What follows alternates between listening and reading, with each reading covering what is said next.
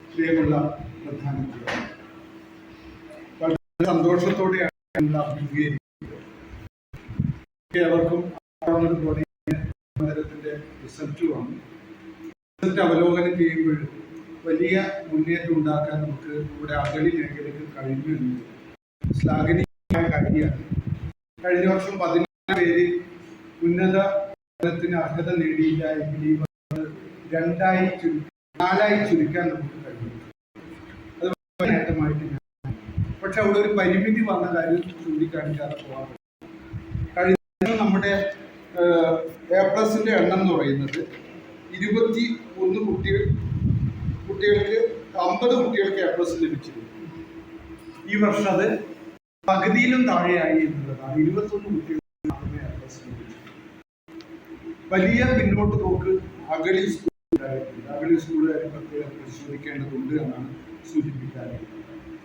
ഷോളയൂർ കഴിഞ്ഞ എല്ലാ മീറ്റിങ്ങിലും ഞാൻ ആദ്യം മുതൽ പ്രധാന അധ്യാപക മീറ്റിങ്ങിൽ എടുത്തു പറഞ്ഞുകൊണ്ടിരുന്ന 4 സ്കൂളിൽ പെട്ടതാണ്. നമ്മൾ Sholayur, Nallepilly, Pandithavalam, KB Menon higher secondary school, തൃത്താവളം.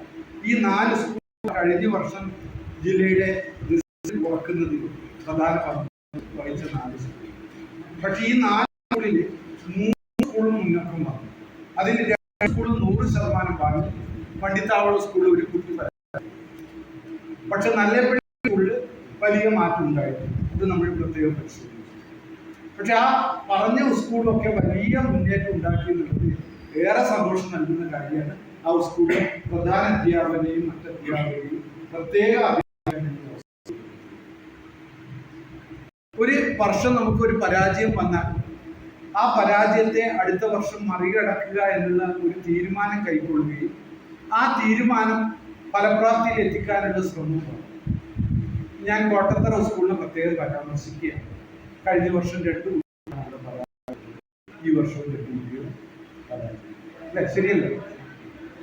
ആ 2 കുട്ടികൾ പരാജയപ്പെടുന്നത് ഈ വർഷം ഒഴിവാക്കേണ്ടതായിരുന്നു.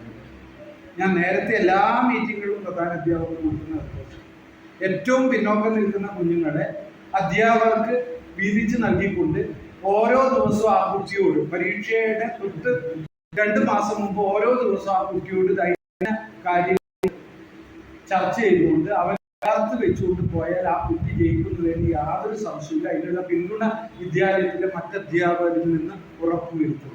ആ പ്രക്രിയ നടത്തിയിട്ടുണ്ടെങ്കിൽ ഈ 2 കുട്ടികളെ നമുക്ക് ഉന്നത പഠനത്തിന് അർഹരാക്കാൻ സാധിക്കുമായിരുന്നു. ഇനി അടുത്ത വർഷം കോട്ടത്തറ സ്കൂളിൽ മുഴുവൻ കുട്ടികൾക്കും വിജയിക്കുന്ന ഒരു സാഹചര്യം അവിടുത്തെ സ്റ്റാഫ് കൗൺസിൽ ചേർന്നുകൊണ്ട് അതാണ് ശരി. ഏതായാലും സന്തോഷം. അഗളി മേഖലയിൽ 4 വിദ്യാർത്ഥികളെ പരാജയപ്പെട്ടിട്ടുള്ളൂ. ഈ A+ന്റെ എണ്ണം പരിമിതപ്പെട്ടത് ഗൗരവമായിട്ട് തന്നെ നിങ്ങളിവിടെ യോഗം ചെയ്യുമ്പോൾ ചർച്ച ചെയ്തു. നേരത്തെ ഇവിടെ സൂചിപ്പിച്ചതുപോലെ 60% മുകളിൽ മാർക്ക് നേടുന്ന വിദ്യാർത്ഥികളുടെ എണ്ണം ക്രമാതീതമായി വർദ്ധിപ്പിക്കാനാണ് നാം ആസ്പിരേഷൻ പ്രോഗ്രാമിലൂടെ ലക്ഷ്യമിടുന്നത്. ഈ ആസ്പിരേഷൻ പ്രോഗ്രാമിന്റെ ഭാഗമായിട്ട് സംസ്ഥാന ഗവൺമെന്റും തോട്ടം, ഗോത്രവർഗ മേഖല, തീരദേശ മേഖല, ഈ 3 മേഖലയിൽ പ്രത്യേകമായി കണ്ടുകൊണ്ട് ആ മേഖലയിലാണ് വലിയ പിന്നോക്കാവസ്ഥ കുറെ കാലമായിട്ട് നമ്മുടെ സംസ്ഥാനത്ത് നിലനിൽക്കുന്നത്.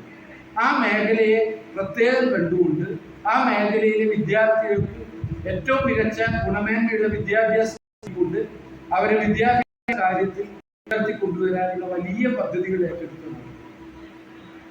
അതിന്റെ ഭാഗമായിട്ടാണ് സ്പെഷ്യൽ എൻറിച്ച്മെന്റ് പ്രോഗ്രാമിന്റെ അഗളി സ്കൂളിന് മാത്രം കഴിഞ്ഞ 1-2 വർഷങ്ങളായിട്ട് ലഭ്യമാക്കിയത്. ഈ വർഷം ഷോളയൂരിന് കൂടി ലഭ്യമാക്കാൻ പ്രത്യേക ഇടപെടലുകൾ നടത്തിയത് ലഭ്യമാക്കി. ഇന്ന് നമുക്കത് പുതൂരിലേക്ക് കൂടി കൊണ്ടുവരേണ്ടത്.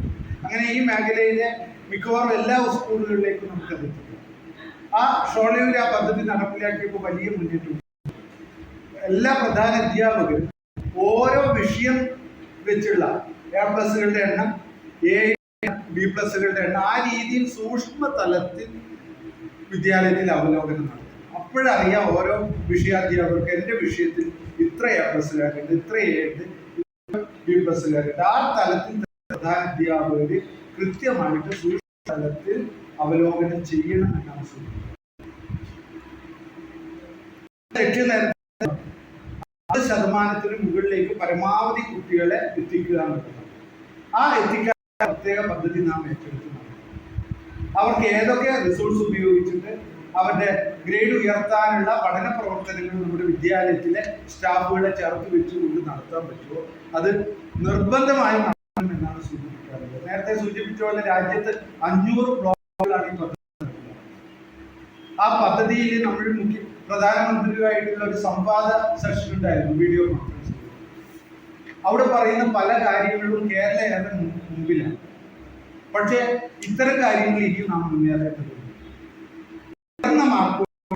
ഈ മേഖലയിൽപ്പെട്ട കുട്ടികളെ പഠിപ്പിക്കുക എന്നുള്ളത് വലിയ ഉത്തരവാദിത്തമായിട്ട് തന്നെ നാം എടുക്കണം.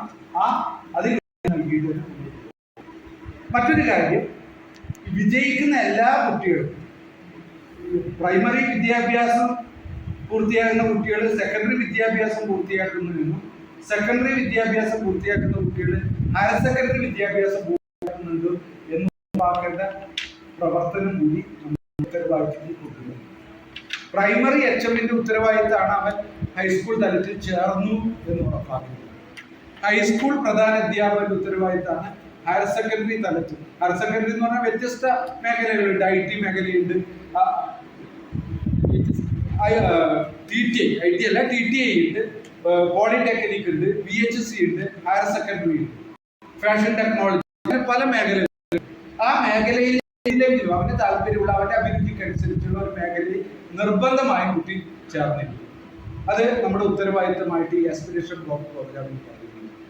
ഇപ്പോൾ കുട്ടികളെ അവർക്ക് വേണ്ടത്ര പിന്തുണ നൽകാൻ രക്ഷിതാക്കൾക്ക് കഴിയാത്തത് കൊണ്ടാണ് ഈ ഉത്തരവാദിത്തം നമുക്ക് ഏറ്റെടുക്കേണ്ടി.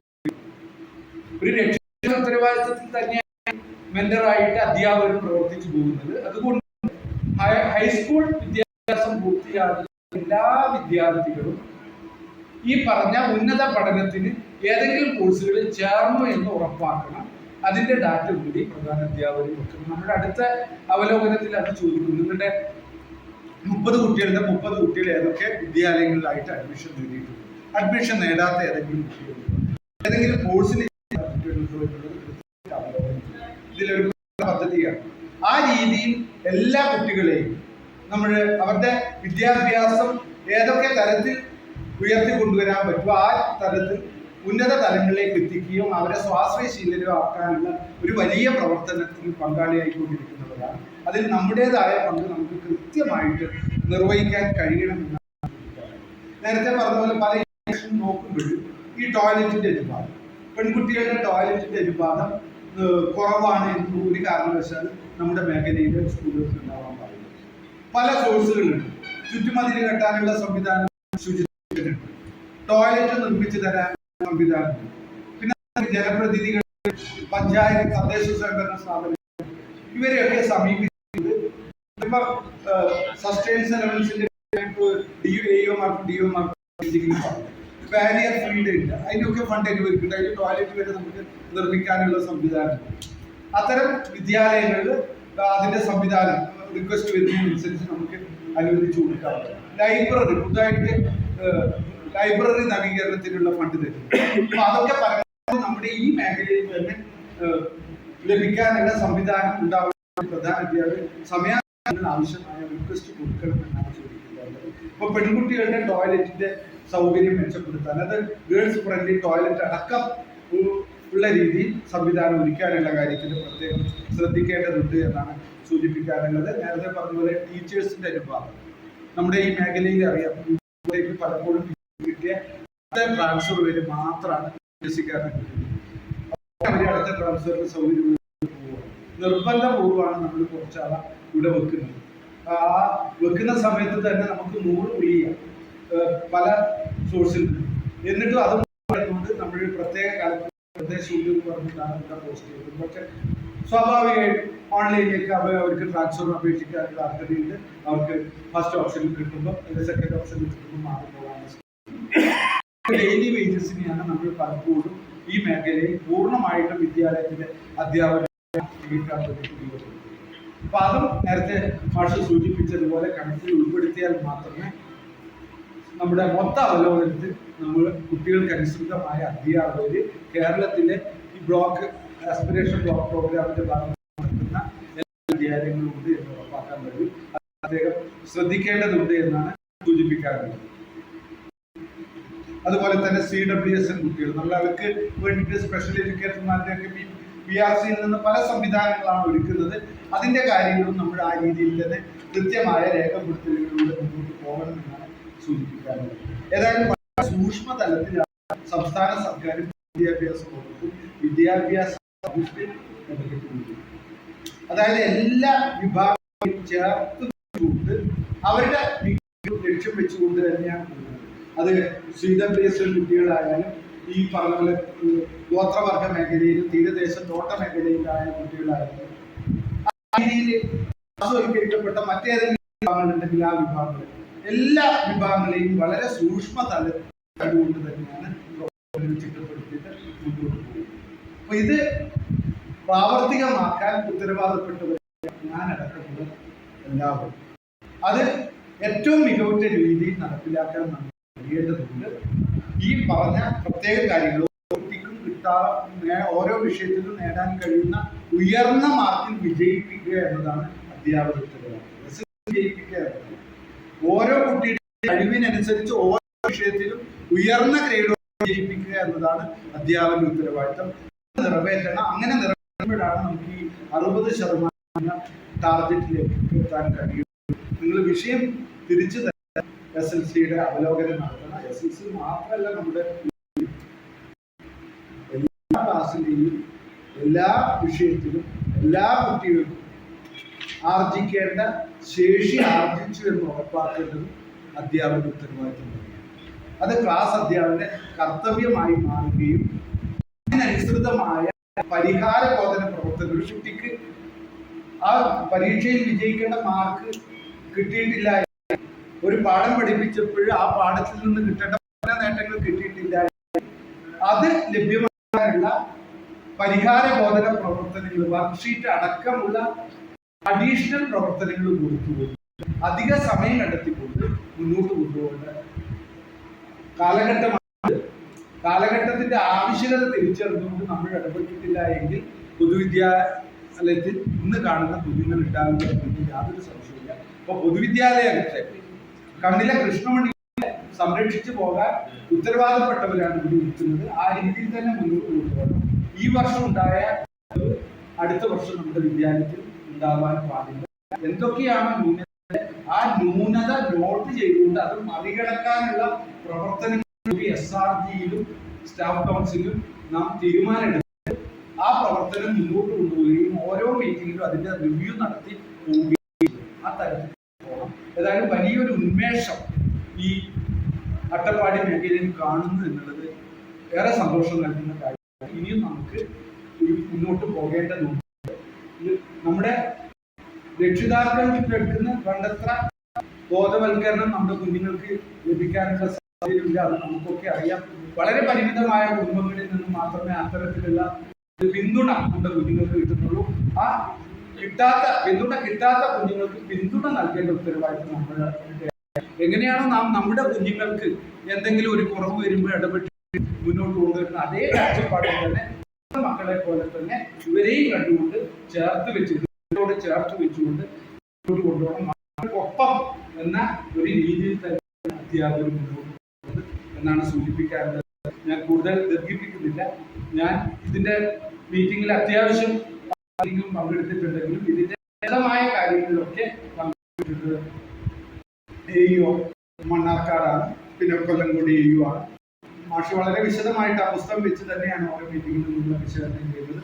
മാഷോടൊപ്പം ചേർന്ന് നിന്ന് തന്നെ പ്രധാന പോകണം. നമ്മുടെ ലക്ഷ്യപൂർത്തിയാക്കാൻ സാധ്യമാകും. അതുകൊണ്ടാണ് ഓരോ പ്രവർത്തനത്തിനും വേണ്ടി സംസ്ഥാന സർക്കാരും കേന്ദ്ര സർക്കാരൊക്കെ ചെലവഴിക്കുന്നത്. ആ ചെലവഴിക്കുന്ന ഒരു രൂപ പോലും പാഴാവാതെ പൂർണ്ണമായും ചെലവഴിക്കുന്ന പണം ഫലവത്താവുന്ന രീതിയിൽ പോകണമെങ്കിൽ അത് ഫീൽഡ് തലത്തിൽ നടപ്പിലാക്കുന്ന പ്രധാന അധ്യാപകരുമാണ് ചെയ്യേണ്ടത് എന്ന് മാത്രം സൂചിപ്പിച്ചുകൊണ്ട് ഏതായാലും വളരെ സന്തോഷം. നന്നായിട്ട് ഇനിയും വർഷവും ഇതിനേക്കാൾ മികച്ച റിസൾട്ട് ഉണ്ടാകും. നമ്മുടെ ജില്ല തന്നെ നല്ല മികവിലേക്ക് എത്താൻ നമുക്ക് കഴിഞ്ഞിട്ടുണ്ട്. നമുക്കറിയാം, കഴിഞ്ഞ വർഷം 12ാം സ്ഥാനത്ത് നിന്നാണ് സ്ഥാനത്തേക്ക് എത്തിയത്. വർഷം 10-ൽ നിന്ന് 9-ലേക്ക് എത്തി. നമ്മൾ മുന്നോട്ട് തന്നെ പുറകോട്ടല്ല, വലിയ ആത്മവിശ്വാസത്തോടെ തന്നെയാണ് നാം എല്ലാവരും.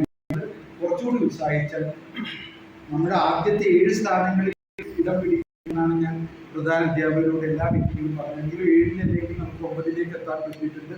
7-ലേക്ക് എത്താൻ വലിയ ദൂരമൊന്നുമില്ല. 2-3 വർഷം കൊണ്ട് നമുക്ക് ആദ്യ 5 സ്ഥാനങ്ങളിലേക്ക് എത്താൻ കഴിയും. ഈ ശ്രമം തുടർന്നാണെങ്കിൽ ആ രീതിയിൽ തന്നെ വലിയ ഉത്സാഹത്തോടെയും ഊർജ്ജസ്വലതയോടെയും ക്രിയാത്മകമായിട്ടുള്ള നടപടികളും ഇടപെടലുകളും വിദ്യാലയത്തിൽ നടപ്പാക്കണം. നേരത്തെ സൂചിപ്പിച്ച പരാജയപ്പെട്ട വിദ്യാലയത്തിൽ അധ്യാപകർ ആദ്യത്തെ മീറ്റിംഗിൽ എടുക്കേണ്ട തീരുമാനം അതാണ്. ഈ വർഷം ഒരു ഇവിടെ വിദ്യാലയത്തിൽ SSLC തോൽക്കി എടുത്താൽ മാത്രം ഒരാൾ പ്രാവർത്തികമാക്കാനുള്ള പ്രവർത്തനങ്ങളും കമ്മിറ്റിയിൽ തീരുമാനിച്ചിട്ട് കൊണ്ടുപോകണം. നമ്മൾ ശ്രദ്ധിക്കേണ്ട വിദ്യാലയങ്ങളിൽ നിരന്തര ഇടപെടൽ പൂർണ്ണതയിലേക്ക് എത്തിയെന്നുള്ള കൃത്യമായ തെളിവ് നമ്മുടെ മുന്നിൽ വെച്ച് സംസാരിക്കുന്നു. അതുകൊണ്ട് അഗളി മേഖലയിൽ അടുത്ത 100% വിജയം ലഭിക്കണം. പരമാവധി കുഞ്ഞുങ്ങൾക്ക് A+ ലഭിക്കണം. എല്ലാ കുട്ടികൾക്കും 0C+ എന്നുള്ള രീതിയിൽ 0+ന് C+ന് താഴെ ഒരു വരാത്ത തരത്തിൽ റിസൾട്ടിൽ മുഴുവൻ കുട്ടികൾക്കും C+ന് മുകളിലുള്ള ഗ്രേഡ് വാങ്ങും പദ്ധതി മുന്നോട്ട് പോവുക. അത് അവരവരുടെ വിദ്യാലയത്തിൽ കൂടെ ക്ലസ്റ്റർ മൊത്തം വിദ്യാലയങ്ങളെ 2-3 ക്ലസ്റ്റർ ആക്കിയിട്ട് അതൊരു അവലോകനം ഒരു പ്രധാന ഓരോ ക്ലസ്റ്റർ ചാർട്ട് കൊടുത്തിട്ട് അവലോകനം നടത്തുന്ന രീതിയിലൊക്കെ കൊണ്ടുപോയാൽ നമുക്ക് C+ന് മുകളിലേക്ക് എല്ലാ വിദ്യാലയങ്ങളും ഒരു മാസത്തിൽ സ്കൂളുകൾ 10 വിദ്യാലയങ്ങളല്ലേ ഇത് 3-4 ക്ലസ്റ്റർ ആക്കുക. അതിലൊരു ക്ലസ്റ്റർ ഹെഡാക്കി കൊടുക്കുക. മാസത്തിൽ ഒരു പ്രാവശ്യം ഇരിക്കുക. എന്നിട്ട് പഠന പ്രവർത്തനങ്ങൾ നമുക്ക് 1% നമ്മുടെ തൃശ്ശൂരൊക്കെ പ്രതിമാഷൊക്കെ അതിന് ഭാഗമാക്കാതെ തൃശ്ശൂരൊക്കെ നമ്മൾ ഈ പദ്ധതി നടപ്പിലാക്കിയത് സംസ്ഥാനത്ത് ഏറ്റവും കൂടുതൽ റിസൾട്ടുള്ള 3ാമത്തെ വിദ്യാഭ്യാസ ജില്ലയൊക്കെ ആയിട്ട് മാറിയിട്ടുണ്ട്. അപ്പോൾ ഇത് ഉത്സാഹത്തോടെ ഏറ്റെടുക്കുകയാണെങ്കിൽ പ്രാവർത്തികമാക്കാനും നടപ്പാക്കിക്കൊടുക്കാനും പങ്കാളിയായതുകൊണ്ടാണ് വിശ്വാസത്തോടെ പറയുന്നത്. പുതൂര് സ്കൂളിൽ ഞാനിപ്പോൾ ശ്രദ്ധിക്കാറില്ല. മാഷുടേതായ ഒരു രീതി. അപ്പൊ ആ രീതിയിൽ നമ്മൾ നമ്മൾ അടുത്ത വർഷം ഊന്നൽ കൊടുക്കില്ല. ഭാഷ രീതിയിലേക്ക് വരും. അപ്പം ബാക്കിയുള്ള എയ്ഡഡ് സ്കൂൾ ഗവൺമെന്റ് സ്കൂൾ മുന്നോട്ട് വന്നെങ്കിൽ നമുക്ക് എയ്ഡഡ് സ്കൂൾ മുന്നോട്ട് പോകുന്നുണ്ട്. എയ്ഡഡ് സ്കൂൾ മുന്നോട്ട് വന്ന സ്കൂളുണ്ട്. അപ്പോൾ ശ്രദ്ധിച്ച് വിജയം നമുക്ക് സമ്മാനിക്കുന്ന അടുത്ത വർഷം നമുക്ക് പറയാൻ കഴിയും. മൊത്തം എഴുതി 95% പിള്ളേർ 100% മുകളിലാണ്. 100 സമ്പൂർണ്ണ 100 നമുക്ക് നമ്മുടെ അട്ടപ്പാടി ബ്ലോക്കിൽ നേടാൻ കഴിയുമെന്ന് പറയുന്നത്. 2 ദിവസം മുമ്പ് റിസൾട്ടിന് 2 ദിവസം മുമ്പ് ഒരു കാര്യത്തിൽ ഞാൻ DO മാഡം കളക്ടർ എടുത്ത ഉടനെ ചോദിച്ച DD റിസൾട്ട് ആവുന്നതാണ്. നമ്മളെക്കാൾ പുറമെയുള്ളവർ ഇത്തരം കാര്യങ്ങൾ താല്പര്യത്തോടെ കാണുന്നു. ചിലപ്പോൾ നമ്മുടെ അധ്യാപകർക്ക് മോശമില്ല എന്നാണ് ഞാൻ കളക്ടറോട് പറഞ്ഞത്. അടുത്ത DDC മീറ്റിംഗിൽ കളക്ടർ അത് പറയാൻ മുന്നോട്ട് പോകണം. നമ്മുടെ കൂട്ടായ്മ മുന്നോട്ട് പോകും.